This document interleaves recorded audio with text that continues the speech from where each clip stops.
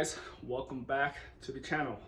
Today is a really hot day, so I'm in here in the garage trying to do a few cleanups, and I'm also just working on this block that I have sitting over here. I'm still trying to take a few parts out of there before I send the block to the scrap yard, and the only thing that's good on it I think is the head. So I'm almost done taking apart anything, all the accessories around it, that way I can get the head off, and hopefully the head is in good shape. And as well, I also have another car right behind this one that I'll be working on this week, and we'll be doing a few modifications on there as well. Here's the car, Mazdaspeed6 titanium gray. No, it's actually, no, sorry, not titanium gray, liquid platinum.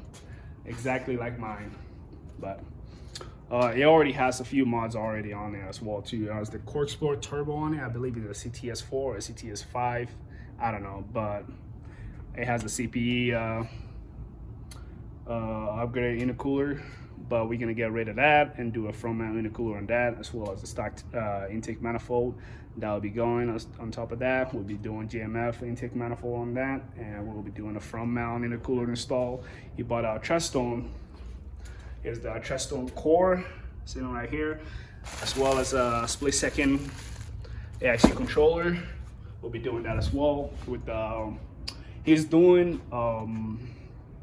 a returnless setup on the port injection, so meaning there's no return fuel on that. So we'll be tapping into the factory fuel line, and that's where we'll be getting our feed from that, and fuel pump, a high pressure fuel pump, and straight into the fuel rail. So that's pretty much all we'll be doing with that. And he also bought a upgraded fuel pump for the in-tank pump as well, so we'll be changing that out.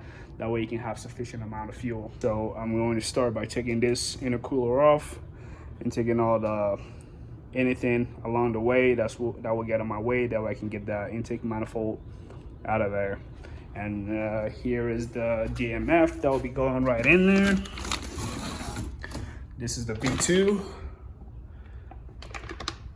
with the O-ring seal. It doesn't use gasket, but the O-ring gives it a proper seal, and port injection. So I will get started on it today and continue more tomorrow, and hopefully have it done, everything complete.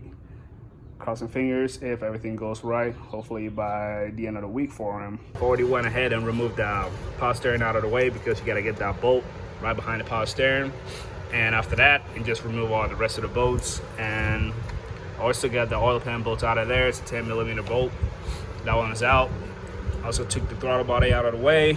So now I'm free to take that manifold off without anything hanging on there.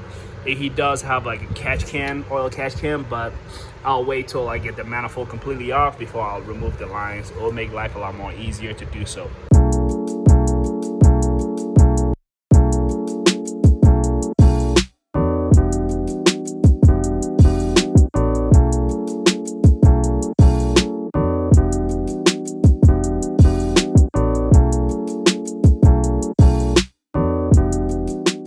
JMF comes with everything that you need to install. Just make sure you follow the instruction like it's written. If you haven't done this before, everything is well laid out on there. You won't get lost, and it's pretty much a straightforward install.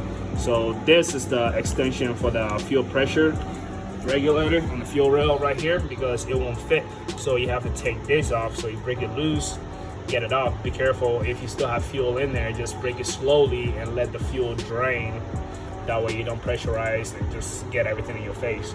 So just crack it open slowly, let it drain, and remove that, and put in this extension right there, and put your fuel pressure fitting back on there again, and that will move it out of the way. That way the intake manifold can fit right in the spot, because originally right there it doesn't fit. So they give you that extension, that way you can move it. It's more like a relocation kit, so you can just move it out of the way and the manifold will fit properly. The CPE, you don't really need to do that, because the way it's designed, it's at an angle, so it clears it. But with the JMF, they give you extension, which is pretty cool. So just make sure you install that, or else this will not fit. But you have all the hardware that puts everything right there. Everything is done for you.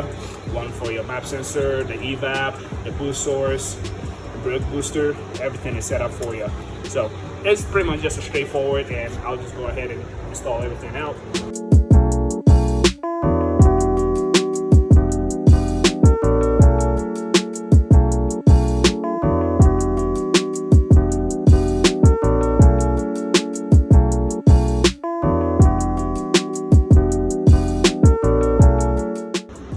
got the manifold bolted up.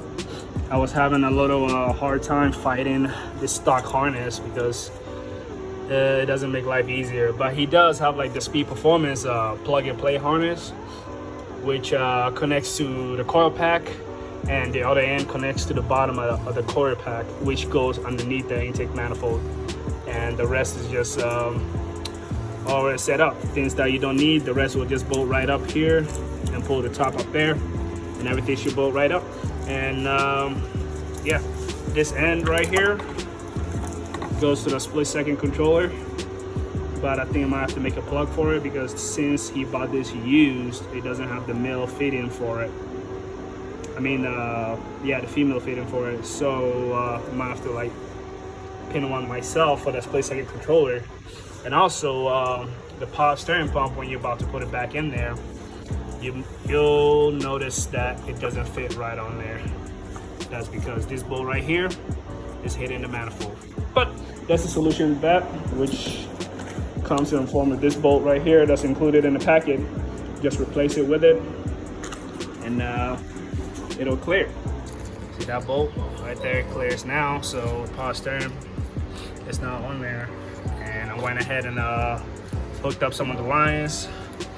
To the catch can line, the evap, and the brake booster. I think I still need to no, I did yeah, the evap. So the brake booster, I still need to go get, I guess, a smaller line for it because the provided line is too big, and I might need a smaller one because I'll be hooking it up to this one. I'm gonna go ahead and install the fuel rail with the provided bolts that's on there. This is the mounting tabs. Comes with every bolt. I went ahead and installed the injectors already, and this small 2 bolts will be bolted. That's what's gonna go onto the manifold. That fuel rail is in. Now I'm just finishing up installing the returnless setup kit. This is from Graveyard Performance.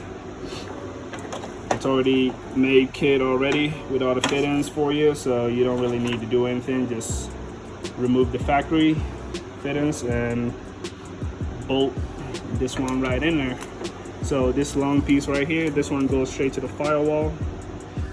Right over there, the fuel line right there, that's where it goes. And then this end goes right here on the fuel rail. So just be careful with that white clip on there, not to break it because they're really brittle and they're plastic, so they can break easily. So be careful when you're installing. Don't try to wiggle it too much. It will just click right on there and you're done.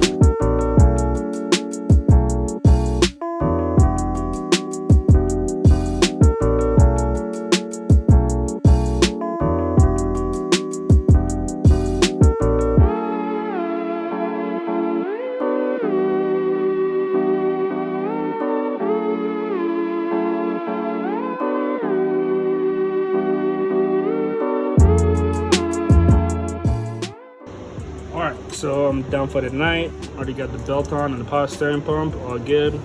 And got the feed line on there. However, this line is a little too short, so might need a longer, about an inch for it to reach the GMF. So that's gonna be put on hold for now. And now the rest, I'm just gonna move on to getting the rest of the fittings in and install the front mount intercooler. I'm gonna be doing a few trimming down there because it doesn't fit, and also the trimming in the front bumper as well too. So this will be going as well. So I'll get that tomorrow. But tonight, this is a good stopping point, and call it a night.